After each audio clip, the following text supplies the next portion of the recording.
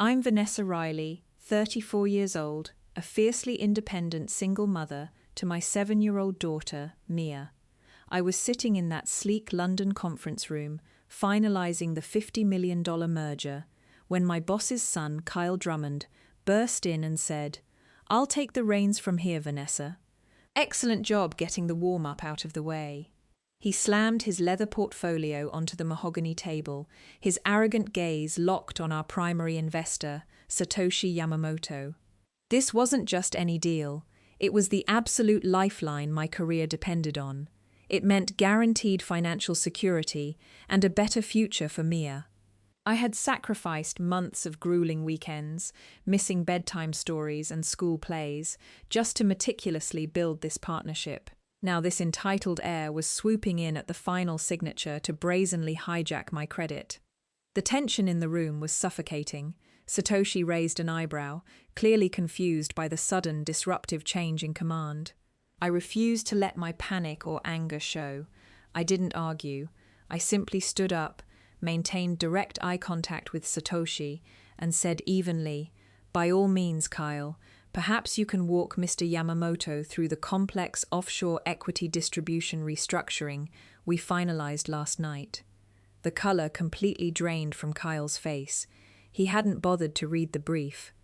I walked out holding my head high, confident my strategic checkmate had perfectly exposed his sheer incompetence. I thought my worth was undeniably proven right then and there, but corporate nepotism is a dangerous, unforgiving beast. Exactly 48 hours later, my phone vibrated on my kitchen counter. It was a sterile, automated text message. Terminated. Effective immediately. Stripped of my severance, locked out of my corporate accounts, and completely erased without a single human conversation. My heart pounded as I stared at the screen, my entire livelihood ripped away by a coward's SMS. But what they didn't realize was that I had secured a hidden leverage clause in that very contract, one that only my signature could unlock. Before we dive into the rest of my story, drop a comment below and let me know what time you are watching this, and from which city. I want to see exactly how far my story has travelled. To understand how I ended up in that London conference room, let me take you back to my life in the States a few weeks earlier. My mornings usually started long before the sun rose over the Boston skyline.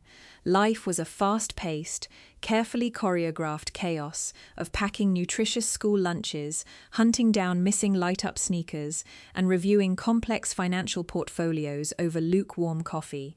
I honestly could not have survived this daily marathon without my older sister, Courtney. Since my ex-husband walked out when my daughter, Mia, was barely a toddler, Courtney had been my steadfast rock. She generously moved into our cramped spare bedroom, specifically to help me successfully juggle the unpredictable, heavy demands of single motherhood alongside my high-stakes corporate career. That particular Tuesday was standard. I was rushing to braid Mia's hair while Courtney expertly flipped blueberry pancakes. At Summit Partners, a notoriously cutthroat international investment firm, I proudly held the official title of Senior Merger Coordinator. It was a respected position I had independently earned through sheer stubborn grit, hundreds of sleepless nights, and an uncanny natural ability to successfully untangle the messiest of corporate financials. The firm's founding CEO, George Drummond, relied heavily and almost exclusively on my analytical expertise to seamlessly close his most fragile deals. George was a sharply pragmatic, wealthy businessman who valued profitable financial results above absolutely all else. Unfortunately, his sharp professional pragmatism did not extend to his personal realm of parenting. This brings us to the massive daily thorn permanently lodged in my side, his son. Long before the catastrophic London project existed, Kyle spent his leisurely days roaming the busy Boston office in custom-tailored Italian suits, loudly pretending to work. George had given him a vaguely defined executive vice president title, blindly hoping his son would magically absorb basic business acumen through office osmosis. Instead of actually learning the trade, Kyle specialized exclusively in swooping dramatically into important project meetings at the 11th hour, He would confidently repeat brilliant strategic ideas I had officially proposed 20 minutes earlier, smugly claiming them directly as his own sudden innovative breakthroughs. He was utterly exhausting, deeply arrogant, and completely unqualified. Yet he was securely shielded from any real professional consequences solely by his powerful last name. I had dutifully spent 2 full years quietly fixing his glaring spreadsheet errors and smoothing over his casually offensive remarks to major clients. The office dynamic shifted when George unexpectedly summoned me to his expansive glass corner office. He bypassed the usual morning pleasantries, sliding a thick, confidential manila dossier across his heavy mahogany desk. Summit Partners was preparing to acquire a massive European logistics network, financed heavily by cautious Japanese private equity investors. It was the largest, most lucrative financial deal in our corporate history. George firmly told me that the overseas legal team was disorganized, and I was the only senior coordinator he fully trusted to handle the rigorous final due diligence and get Satoshi Yamamoto's ink signature on the contract. It was a career-defining assignment, but then George inevitably dropped the heavy anchor, quietly adding that Kyle would absolutely accompany me to gain valid international business exposure. Translation: I would execute the grueling analytical work, and Kyle would smile for the press photos. I agreed, knowing the massive completion bonus would permanently secure Mia's future college fund. Breaking the sudden departure news to my young daughter was undeniably the hardest emotional part of the week. That evening I sat on her bed, painfully watching her joyful expression fall as I gently explained the mandatory international trip. Mia's bottom lip visibly trembled as she anxiously clutched her favorite stuffed manatee. She reminded me, in a tiny whisper, that her 8th birthday was in exactly 2 weeks, and I had specifically promised we would make pink clamshell cupcakes together for her big mermaid-themed party. The maternal guilt felt like a physical weight in my chest.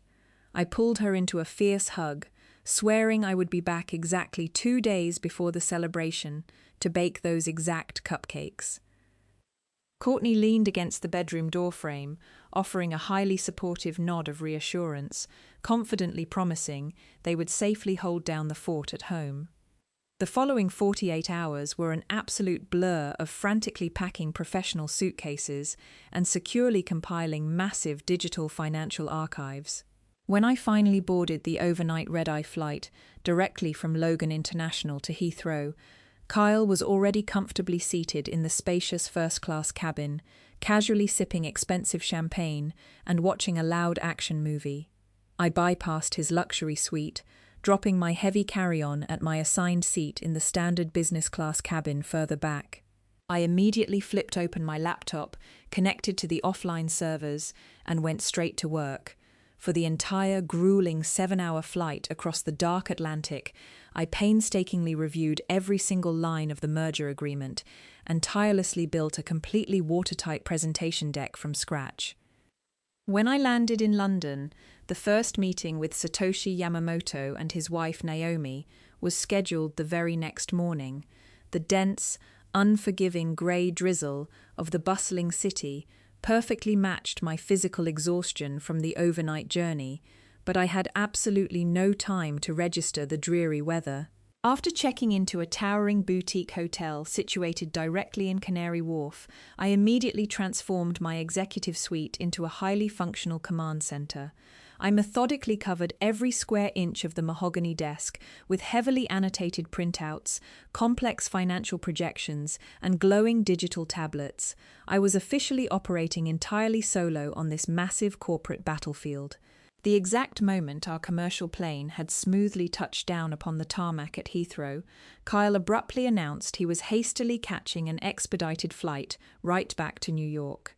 He claimed he desperately needed to attend an unmissable charity golf gala, essentially abandoning the rigorous assignment while unapologetically intending to claim the eventual victory upon my return.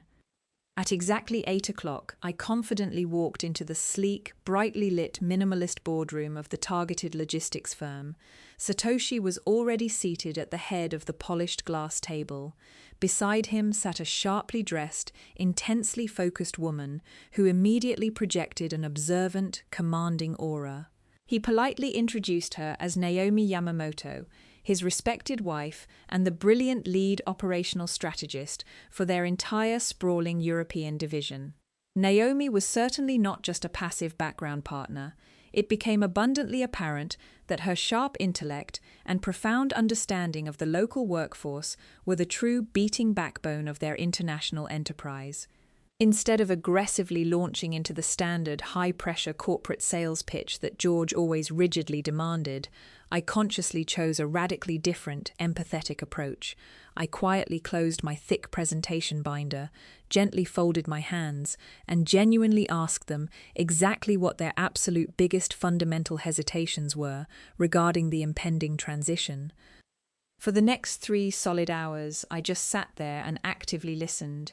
Naomi meticulously detailed her profound anxieties about Summit partners ruthlessly stripping their valuable legacy assets and heartlessly terminating the fiercely loyal regional managers who had painstakingly built the logistics network from the ground up over decades.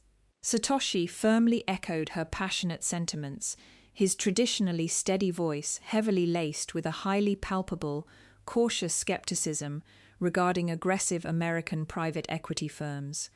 I purposefully didn't offer any empty, meaningless corporate platitudes. I steadily took rigorous, highly detailed handwritten notes and respectfully acknowledged their highly valid operational concerns. I treated their anxieties as crucial structural problems that we desperately needed to creatively solve collaboratively, rather than viewing them as simply annoying obstacles to blindly bulldoze over. This empathetic strategy completely shifted the entire psychological dynamic of the complex negotiations. Throughout that intense, exhausting first week, we engaged in a rigorous series of highly technical, truly collaborative marathon sessions that frequently stretched well past normal business hours. We painstakingly went through the massive contract, dissecting it page by excruciatingly slow page. Whenever we hit a highly contentious clause regarding potential asset liquidation or employee redundancy, I purposefully didn't defensively push back blindly. I actively engineered highly creative, nuanced financial compromises that securely legally protected their veteran senior staff while still mathematically satisfying Summit partners' extraordinarily strict profit margin requirements. The mutual respect, deeply permeating the boardroom, grew tangibly with every passing day. Satoshi steadily began openly deferring directly to my analytical breakdowns, and Naomi warmly invited me to share a quiet coffee break during our brief recesses. However, the hard-earned tranquility of this productive progress was violently shattered late Thursday evening. I was sitting cross-legged on my hotel bed, completely buried under a mountain of heavily amended legal drafts, when my laptop screen suddenly flashed with an unexpected video call. It was Kyle. The digital connection finally stabilized to reveal him lazily lounging on a beautifully sunny, sprawling outdoor patio, somewhere back in the States, wearing expensive dark sunglasses and casually holding a frosty tropical cocktail. He didn't even bother offering a basic greeting. Instead, he immediately launched into a loud, incredibly hostile tirade, questioning the detailed daily progress reports I had been systematically filing. He angrily demanded to specifically know why I was foolishly wasting valuable billable hours, needlessly indulging Naomi's supposedly emotional complaints regarding simple employee retention. Kyle arrogantly insisted that I needed to immediately stop acting like a glorified therapist, ruthlessly leverage our vastly superior corporate capital position, and forcefully compel the Yamamotos to sign the original, completely unedited agreement by Friday afternoon. He explicitly criticized my highly successful diplomatic strategy confidently threatening that if I compromised even slightly too much on the operational restructuring, he would personally ensure his powerful father fired me the exact second I stepped foot back on American soil. I kept my tired expression entirely neutral, curtly acknowledging his utterly ridiculous directives before abruptly terminating the digital video connection. I knew with absolute certainty that his highly aggressive tactics would instantly insult Satoshi and fundamentally detonate the fragile trust. I chose to completely ignore him. I stayed up until the early dawn, meticulously rewriting the documents to finalize the deal precisely my way. By the end of the second week in London, we were very close to finalizing the agreement. The atmosphere inside the corporate boardroom had fundamentally transformed from an environment of tense, quiet skepticism into a genuinely collaborative professional partnership. Satoshi and Naomi were thoroughly impressed by the heavily customized structural frameworks I had meticulously developed to seamlessly integrate their existing regional logistics network with our massive parent firm. We had spent countless hours rigorously debating intricate regulatory compliance metrics and deliberately outlining the complex logistical integration protocols required under European trade laws. My strategic refusal to simply bulldoze their deeply held legacy concerns had undeniably paid off. We were currently drafting the final sensitive annexes regarding executive severance structures and long-term asset retention, meticulously ensuring every single legal loophole was firmly sealed. The finish line was incredibly close, but the grueling pace required an absolute, unwavering focus that consumed every waking second of my daily existence. That particular Friday evening was supposed to be relatively brief. I had explicitly calculated the international time zones, confidently planning to rush back to my quiet hotel room by 6 o'clock local time to proudly video call my daughter for her 8th birthday celebration. However, a sudden massive discrepancy regarding the cross-border European tax liability clauses abruptly surfaced just as we were securely packing up our leather briefcases. It was a critical, multi-million-dollar regulatory issue that absolutely could not be recklessly postponed until Monday morning. Satoshi, Naomi, and their lead financial auditors intensely gathered back around the polished mahogany table, their expressions tight with renewed anxiety. I had to instantly pivot, diving deeply into dense, highly complicated fiscal spreadsheets to urgently calculate a viable secondary compromise that would satisfy both nations' strict tax codes.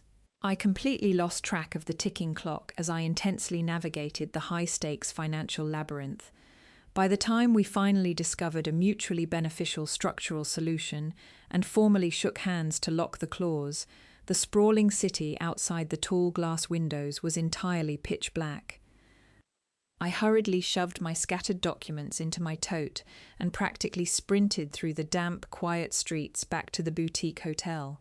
The exact moment I violently pushed through the heavy suite doors, I frantically grabbed my phone from the charging dock. My stomach instantly dropped into a cold, heavy knot. The glowing screen displayed 4 missed video calls and a devastatingly brief text message from Courtney. We waited as long as we could. The mermaid cupcakes were a hit, but she cried herself to sleep. I told her you were saving the world. Call tomorrow. The sheer magnitude of my maternal failure hit me like a physical blow to the chest. I collapsed onto the edge of the mattress, burying my face in my trembling hands. I had broken the one fundamental promise that actually mattered to my family.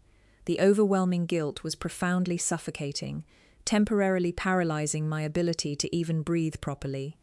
All the brilliant corporate victories I had successfully engineered that afternoon instantly felt incredibly hollow, bitter, and completely meaningless.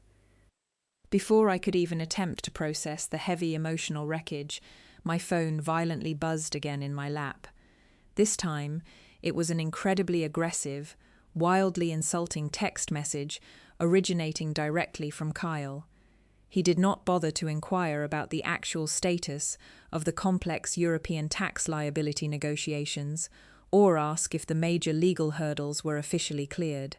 He simply typed a furious, heavily capitalized paragraph, harshly complaining that the entire acquisition process was taking ridiculously long. He boldly accused me of deliberately dragging my feet, openly questioned my basic professional competency, and claimed his father was growing deeply impatient with my supposed stalling tactics. The final sentence of his digital rant violently spiked my adrenaline.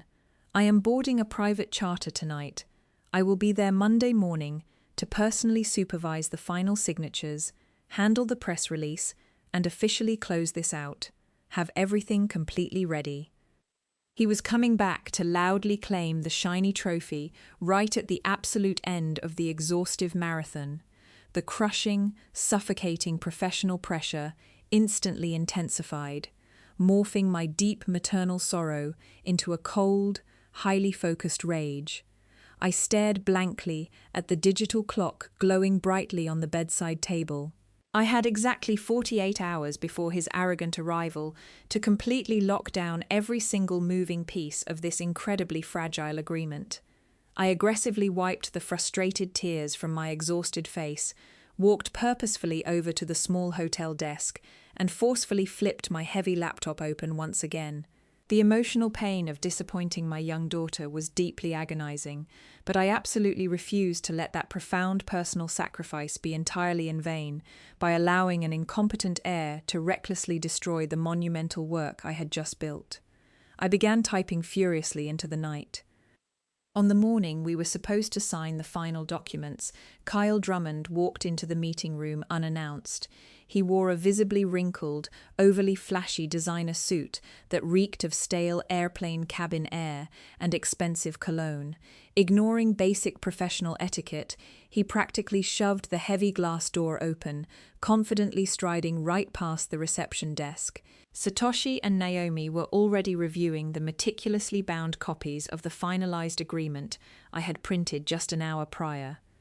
Kyle slammed his own sleek leather portfolio onto the center of the mahogany table, loudly clapping his hands together as if initiating a pep rally. He flashed a brilliant, entirely insincere smile toward our deeply bewildered international partners. Without missing a single beat, he proudly proclaimed that he was officially taking the executive reins to expertly guide the transaction across the proverbial finish line, casually dismissing my weeks of exhausting, sleepless labor as mere preliminary warm-up exercises. The warm, collaborative atmosphere we had painstakingly cultivated over the past 2 weeks instantly evaporated, replaced by a suffocating, deeply uncomfortable tension. Satoshi slowly lowered his gold fountain pen, his dark eyes narrowing slightly as he exchanged a quick, highly communicative glance with Naomi. They were seasoned, perceptive veterans of the brutal corporate world. They immediately recognized an unqualified opportunist attempting to steal the spotlight. Kyle remained completely oblivious to the rapidly freezing room temperature. He aggressively pulled out a chair next to Satoshi and began pointing aimlessly at a random page of the complex structural annex, enthusiastically praising a strategic tax loophole that he clearly did not remotely comprehend. When Naomi politely inquired about a specific operational redundancy protocol we had fiercely debated just yesterday, Kyle completely froze. He stuttered, his face flushing a deep, embarrassed crimson, before awkwardly attempting to deflect the highly technical inquiry back onto me. I simply maintained direct, professional eye contact with Satoshi, quietly declining to throw Kyle a desperately needed lifeline, allowing his profound incompetence to fully expose itself under the harsh fluorescent lighting. The rest of the scheduled signing ceremony devolved into an excruciatingly awkward formality. Satoshi firmly insisted on a temporary recess to privately review the final contract with his internal legal counsel one last time, clearly unsettled by the sudden, chaotic change in Summit Partners' leadership dynamic. Kyle spent the resulting intermission nervously pacing the hallway, loudly barking orders into his phone, completely ignoring my presence. When we finally reconvened, the Yamamotos signed the heavy stacks of paper with rigid, unsmiling efficiency. There were no celebratory handshakes, no shared toasts of expensive champagne, and absolutely no lingering mutual respect. Kyle eagerly snatched the fully executed documents, aggressively stuffing them into his briefcase before immediately announcing his intention to catch an afternoon flight straight to Paris for a supposed victory celebration. He casually instructed me to handle the tedious administrative cleanup and essentially dismissed me from his sight.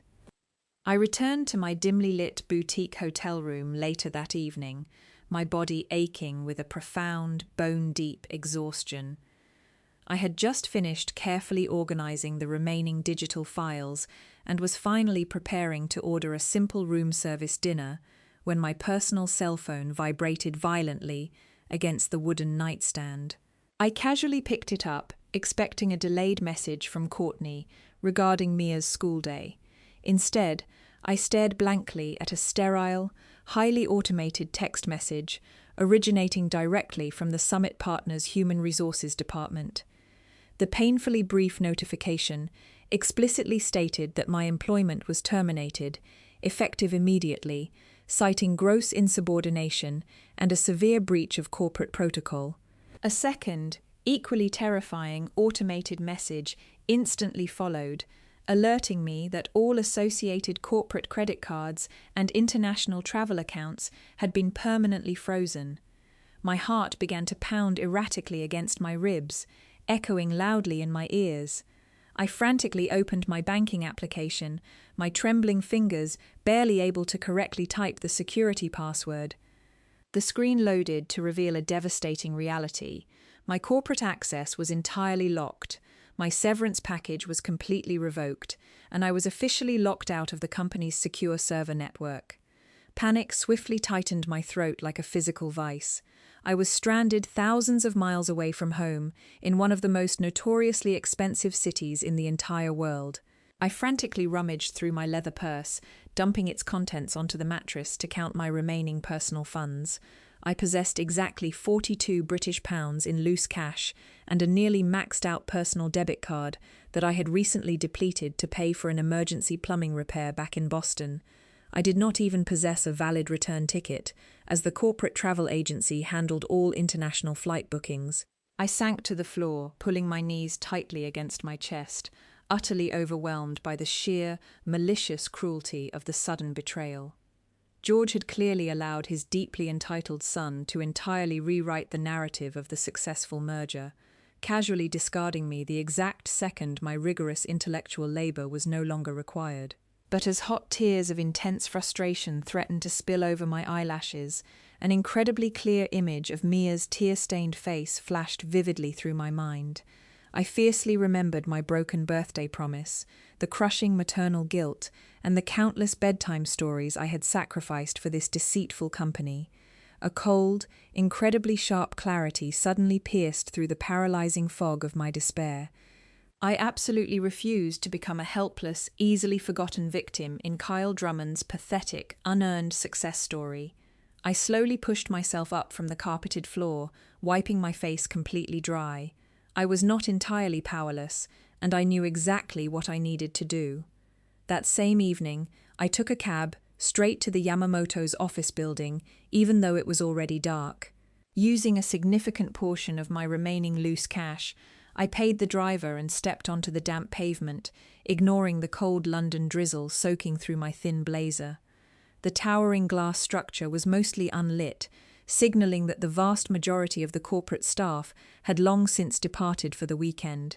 However, the top-floor executive suite still glowed faintly against the night sky. I persuaded the sleepy nighttime security guard to grant me access, relying heavily on the familiar visitor badge I hadn't yet surrendered, and a polite but immovable tone. The elevator ride up felt agonizingly slow, my pulse drumming a frantic rhythm against my temples as I prepared to deliver the catastrophic news. When the polished steel doors finally parted, I walked quietly down the hushed, heavily carpeted corridor. Satoshi and Naomi were still seated in their private office, surrounded by half-empty teacups and the exact same massive stacks of legal binders from earlier that afternoon. They looked up, mildly surprised by my sudden, unescorted reappearance. I didn't waste their valuable time with meaningless pleasantries or attempt to mask the harsh reality of my situation. Standing firmly before their expansive oak desk, I calmly explained that Summit Partners had just abruptly terminated my employment via a sterile automated message. I maintained complete professional composure as I detailed the immediate revocation of my corporate authority and the subsequent freezing of my international accounts. I wanted them to hear the truth directly from me, completely unvarnished, before Kyle or his deeply entitled father could spin a fabricated, highly damaging narrative on Monday morning. Naomi's expression instantly hardened into a mask of fierce indignation, while Satoshi slowly leaned back in his leather chair, steepling his fingers thoughtfully. A heavy, contemplative silence stretched across the dimly lit room, broken only by the faint hum of the city traffic far below. Then, Satoshi reached out and deliberately pulled the thick, primary master contract toward him. He calmly flipped past the standard financial annexes, bypassing the intricate tax liability clauses we had spent days agonizing over, until he reached a highly obscure, deeply buried legal subsection near the very end. He tapped the crisp paper with his gold pen, a sharp, knowing gleam flashing in his dark eyes. He quietly revealed that during his private afternoon review with his internal legal counsel, he had strategically insisted on inserting a highly specific, totally non-negotiable keyman provision. This vital clause explicitly dictated that the entire operational transition and all subsequent regional restructuring implementations must be directly overseen and personally authorized by me. Satoshi firmly stated that my sudden, unceremonious removal constituted a direct, immediate breach of that freshly minted stipulation, legally rendering the entire impending acquisition completely null and void. He looked directly into my eyes and declared with absolute certainty that his company would never sign their legacy over to a deeply dishonorable firm led by the likes of George and Kyle. Naomi stood up, walked gracefully around the desk, and placed a highly supportive hand on my shoulder. She explained that they had already been quietly harboring severe doubts about Summit Partners' overall corporate integrity, and my unjust firing was the absolute final, undeniable proof they needed to decisively walk away from the negotiation table. But Satoshi wasn't finished entirely. He opened his sleek leather address book and carefully wrote down a personal phone number on a thick piece of expensive, monogrammed stationery. He handed it to me, stating that the logistics network still required a massive capital injection to survive the upcoming fiscal year, but they vastly preferred to partner with an ethical, visionary investor. He formally introduced the name written on the card as Rachel Thornton, the founding managing partner and CEO of Pinnacle Ventures. Pinnacle was Summit's most aggressive, deeply respected global competitor, known specifically for valuing sustainable operational growth over ruthless, short-term asset stripping. Satoshi explicitly instructed me to contact her immediately, firmly assuring me that my exceptional analytical skills and our finalized structural frameworks were incredibly valuable commodities that his company completely trusted. He was essentially handing me the ultimate leverage to completely bypass my former employer and facilitate a far superior transaction. I stepped out into the quiet, perfectly still hallway, tightly gripping the stiff piece of stationery in my trembling hand. The profound, suffocating despair from just hours ago had entirely evaporated, replaced by a massive, surging wave of pure, undeniable adrenaline. I possessed the absolute power to legally change my family's trajectory. I pulled out my cell phone, completely ignoring the intimidating late hour, and dialed the direct international number Satoshi had provided. The line rang exactly twice before a sharp, incredibly alert voice answered.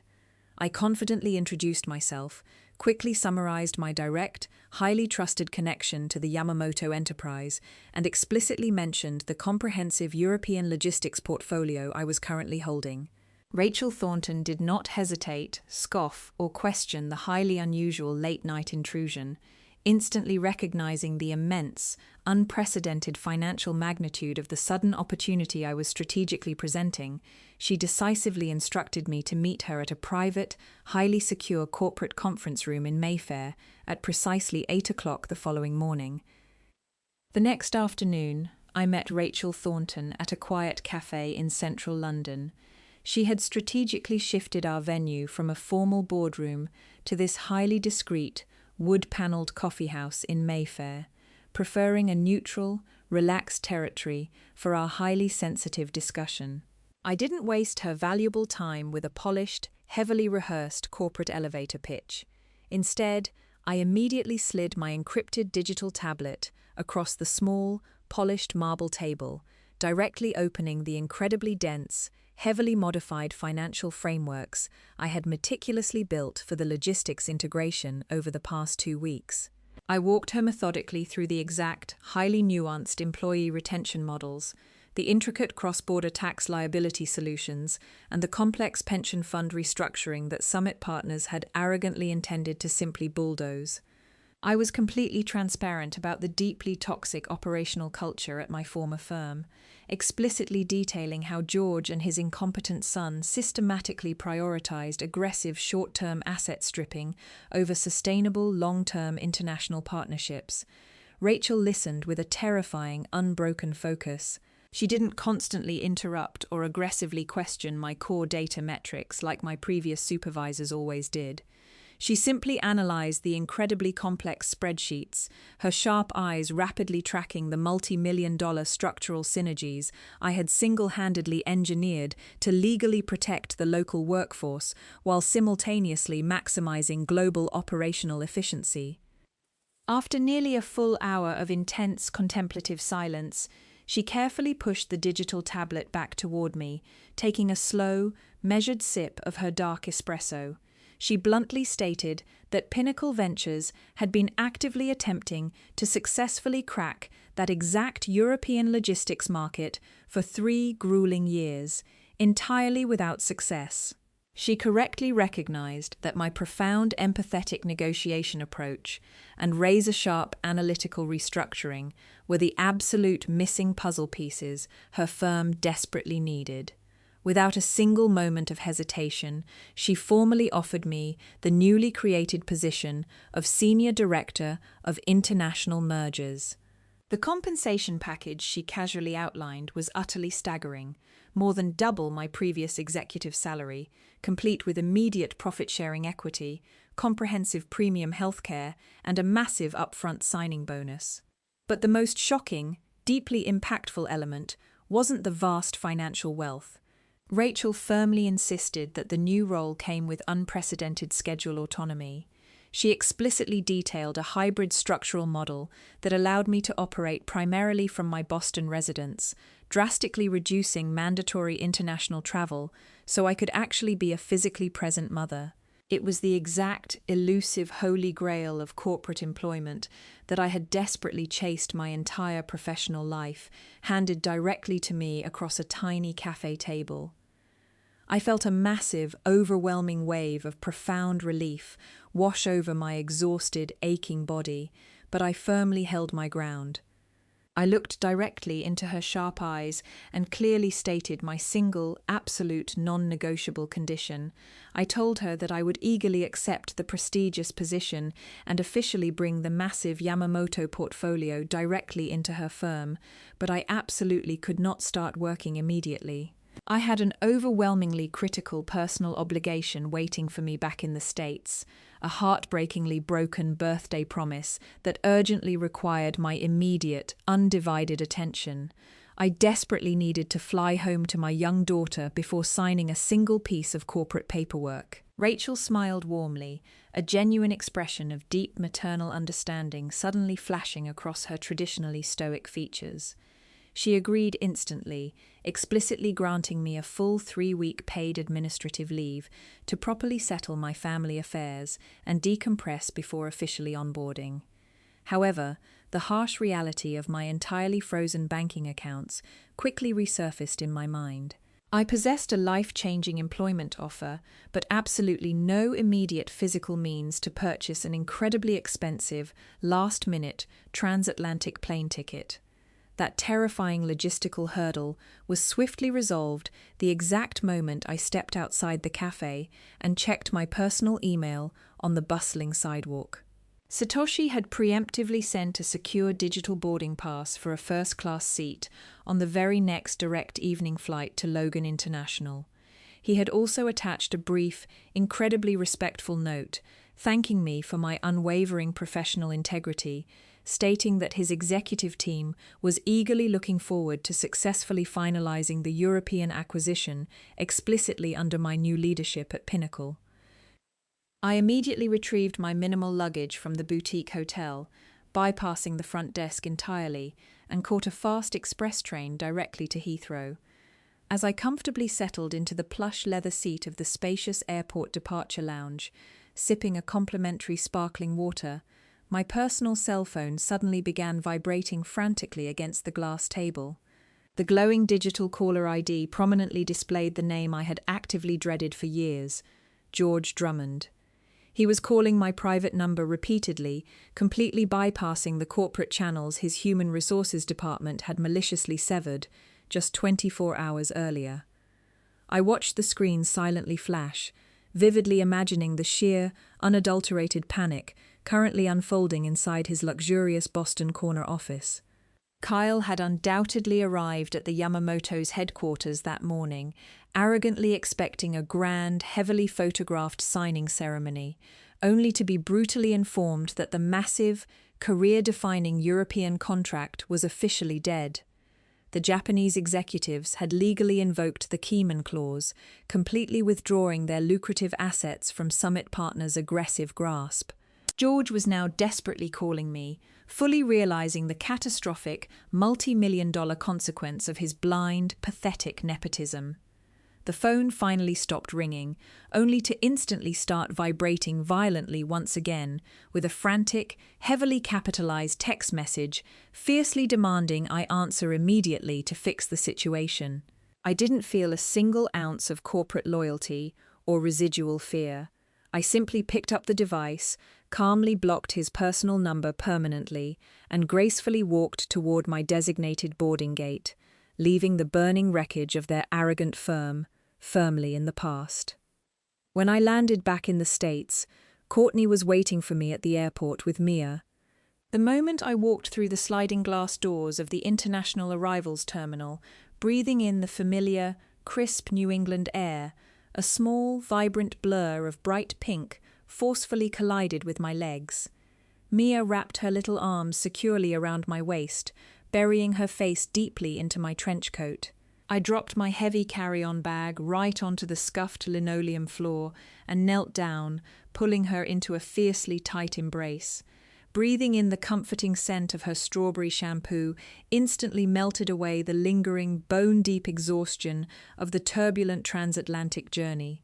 I profusely apologized for missing her 8th birthday party, but she simply shook her head, excitedly showing me a slightly crumpled, hand-drawn welcome sign, decorated with copious amounts of silver glitter. Courtney stood a few paces back, offering a deeply relieved, knowing smile. She silently handed me a hot cup of my absolute favorite dark roast coffee, her observant eyes carefully scanning my face for any visible signs of lingering corporate distress. Later that evening, after Mia was finally tucked securely into her bed, Courtney and I sat quietly at the cramped kitchen island. Under the warm, inviting glow of the pendant light, I carefully laid out the sequence of chaotic events. I purposefully did not dwell on the agonizing panic of the sudden termination text or the terrifying reality of the frozen bank accounts. Instead, I focused entirely on the phenomenal, life-changing outcome. When I officially revealed the staggering new compensation package and the unprecedented remote work flexibility generously offered by Rachel, Courtney physically dropped her ceramic mug into the sink with a loud clatter. She pulled me into a crushing hug, her voice thick with happy tears, as she loudly declared that our exhausting days of frantic, stress-fueled morning routines were officially over forever. For the very first time in nearly a decade, I actually slept through the entire night without a single stress-induced nightmare about missing a crucial financial deadline. Over the following days, my generous 3-week administrative leave provided the perfect, tranquil buffer to completely reset my daily life. I systematically transformed our dusty, completely neglected spare room into a beautiful, highly functional home office, painting the walls a calming sage green and installing a massive, ergonomic wooden desk positioned directly in front of a large window overlooking our quiet suburban street. When I finally logged into Pinnacle Ventures' secure network for my first official day, the cultural contrast was utterly staggering. Rachel fostered an environment of profound mutual respect and aggressive, highly intelligent strategy. There were absolutely no unnecessary, ego-driven morning briefings or condescending micromanagement protocols to navigate.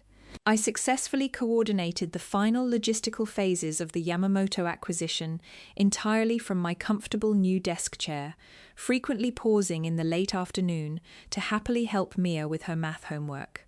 The Japanese executives seamlessly transitioned their lucrative portfolio into Pinnacle's capable care, officially solidifying my formidable professional reputation within my new, supportive firm.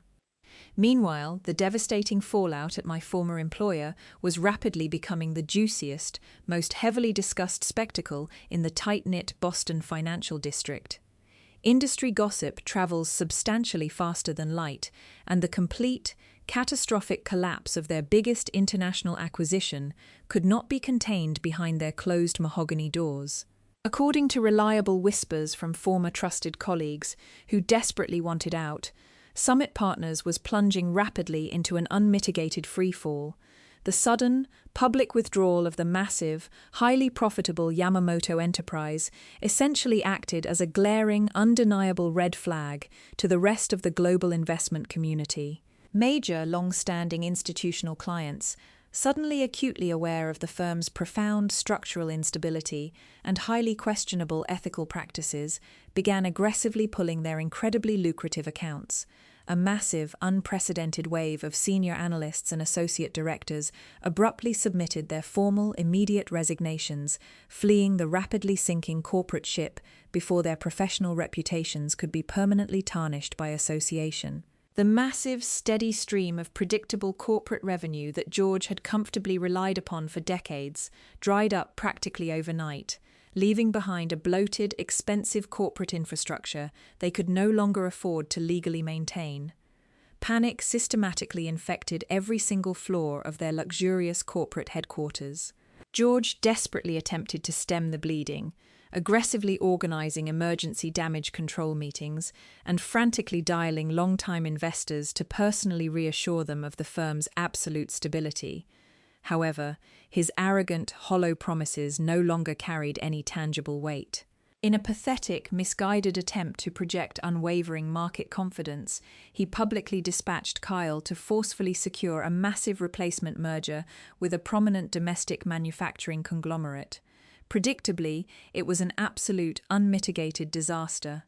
Without my rigorous, behind-the-scenes analytical frameworks to silently prop up his presentations, Kyle was brutally exposed in front of ruthless domestic executives. He embarrassingly fumbled through basic fiscal projections, fundamentally misunderstood critical regulatory compliance codes, and ultimately insulted the manufacturing CEO with his trademark suffocating arrogance. They were physically escorted out of the building before the initial pitch even officially concluded. The humiliating domestic failure was the absolute final nail in the coffin. George was fundamentally incapable of grasping that his blind, unwavering devotion to his entirely incompetent son had systematically destroyed the very foundation of his life's work. They had viciously traded their most valuable asset for a fragile illusion of inherited superiority, and they were finally paying the ultimate price. 6 months later, everything had changed.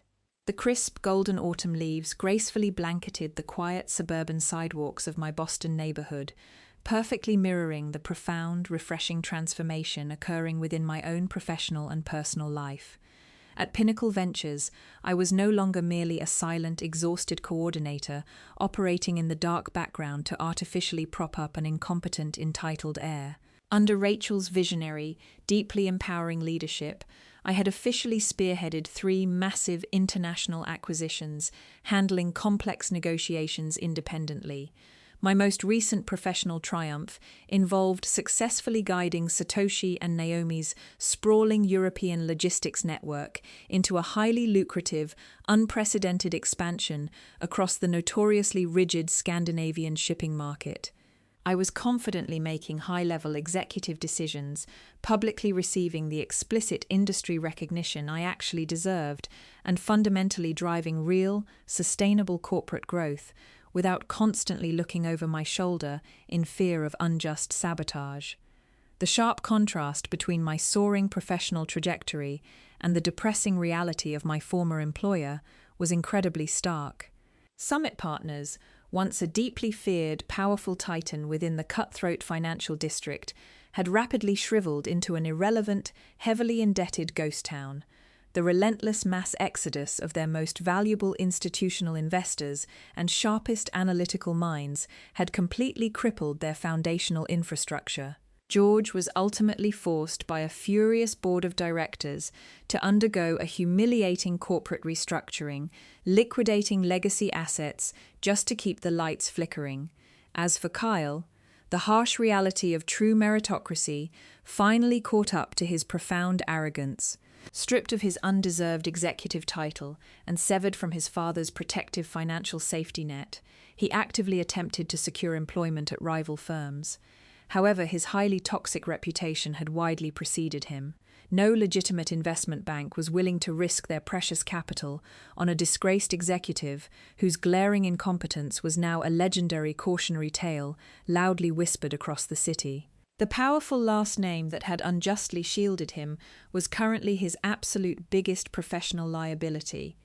But the absolute greatest victory of this entire turbulent ordeal was not measured in corporate equity or high-profile industry prestige. It was vividly reflected in the peaceful, joyous atmosphere of my own home. I was finally living the precise, beautifully balanced reality I had desperately fought for.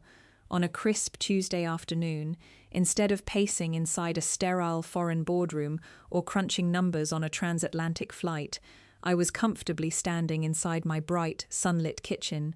I was wearing a flour-dusted apron, laughing uncontrollably as Mia and I happily baked an extravagant batch of triple chocolate cookies purely for fun.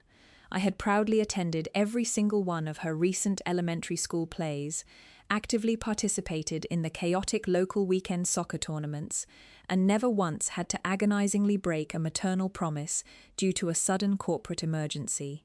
Courtney had gracefully moved out of the cramped spare bedroom into her own beautiful downtown apartment, our sisterly bond fundamentally stronger than ever now that the suffocating weight of my former career was permanently lifted from our shoulders. If my arduous journey through corporate betrayal and ultimate redemption has taught me anything, it is that your inherent worth is never dictated by those who blindly refuse to properly acknowledge it.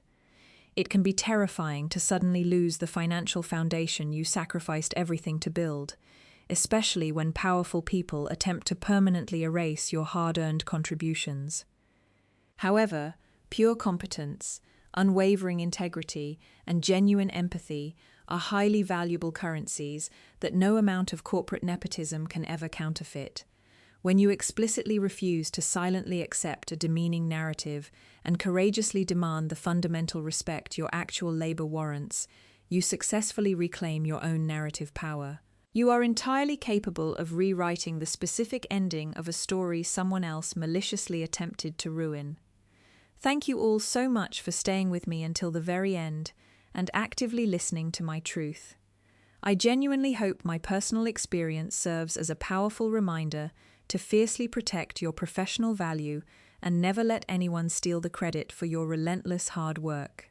Have you ever faced a deeply unfair situation in your workplace or dealt with a toxic colleague who actively tried to undermine your success? Please drop your honest thoughts and personal stories in the comments below.